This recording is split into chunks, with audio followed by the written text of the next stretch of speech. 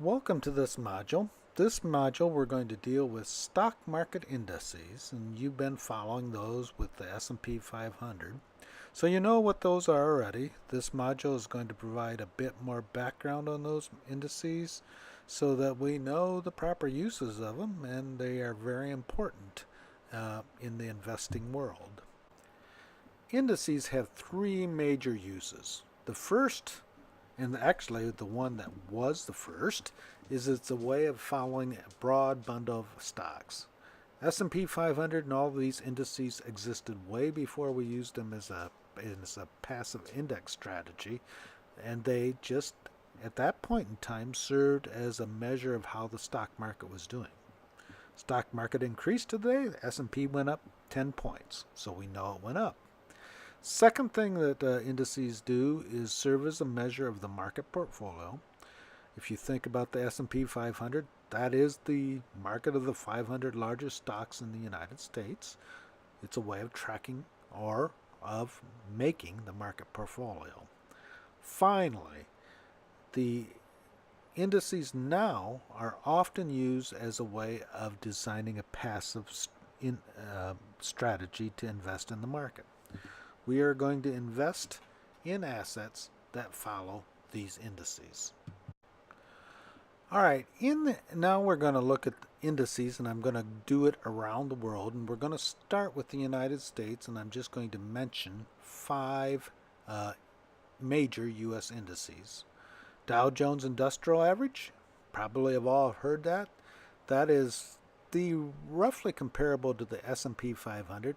However, it only follows 30 stocks that change over time, and it's price weighted, whereas the S&P 500 is market weighted by the capitalization of the the stocks in the S&P 500.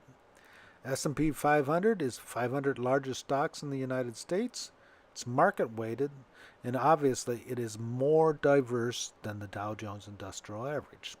Those two indices, by the way, are very highly correlated. Even with 30 stocks in the Dow Jones Industrial Average compared to 500 in the S&P 500, they are still very highly correlated.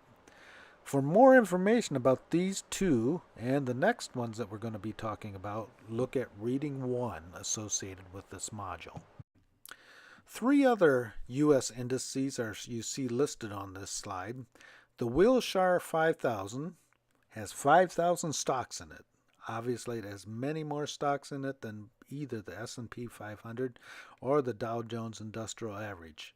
Even given that, Wilshire 5000, S&P 500, and Dow Jones Industrial Average are highly correlated with one another. The NASDAQ Composite Index follows stocks traded on the NASDAQ. The NASDAQ is an over-the-counter exchange. It used to be smaller stocks, but it includes, for example, Microsoft. Tends to be highly technology driven, probably newer stocks, newer companies in it than either the New York Stock Exchange or the Dow Jones Industrial Average. NASDAQ tend to, again, be smaller stocks, so you can think of that as following a mid-cap technology. The Russell 2000 is actually a small cap index. It's designed to include stocks with smaller caps. 2000, the smaller stocks in the Russell 3000 index, so it includes smaller stocks, and it is an index that follows those smaller stocks. Besides the U.S. stock indices, there are obviously indices following stocks around the world. I've listed three here. The first one, the FTSE 100, follows 100 companies in the UK. More information on that index is given in Reading 2. It's a very short reading. Readings 2, 3, and 4 are very short, so I suggest you take a look at those three. The FTSE 100, again, follows 100 UK stocks. It's probably the most followed index in the world. The DAX follows 30 large German companies, so if you want to follow German companies, DAX would be appropriate indice to follow. In the Nikkei, it follows 225 Japanese company stocks. So those are three major indices from around the world. This slide, or this image, comes from the Financial Times newspaper in London, or London newspaper. This is from its Apple or iPad app. I like this because it shows the major indices around the world. You see in the United States, there's the Dow, S&P 500, NASDAQ. Go over to England, you will see the FTSE. Go over to Europe, you see the DAX. Head over to Japan, you see the Nikkei.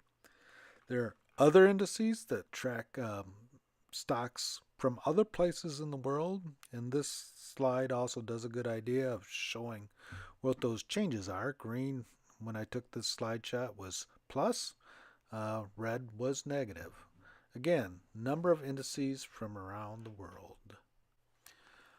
All of these indices are highly correlated. So if you're looking at the DAX, the FTSE, Nikkei, Dow, S&P 500, they all tend to be highly correlated with one another.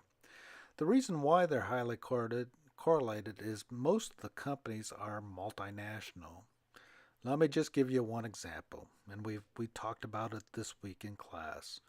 Bayer is doing a takeover or attempting to buy the stocks of Monsanto. Bayer is a large company. It's a German company. It is part of the DAX. But it also does a great deal of business in the United States. Everybody's heard of Bayer, and if Bayer manages to buy Monsanto, it will have a major footprint in the seed and genetics industry as well. So while Bayer is a German company, in fact, it has businesses all around the world and is a major company within the United States. Because the fact that these are multinational companies, their results depend on what happens around the world, their returns and their stock prices tend to be highly correlated. Summarize here. Indices are a way to follow the market, and if you're going into the financial planning profession, I would suggest that you just build into your practice, continue to follow the S&P 500 after this class, because it's one of the things that you will need to talk to about clients. So it's a way of following markets. These stock indices are also an important way of investing when we have index funds.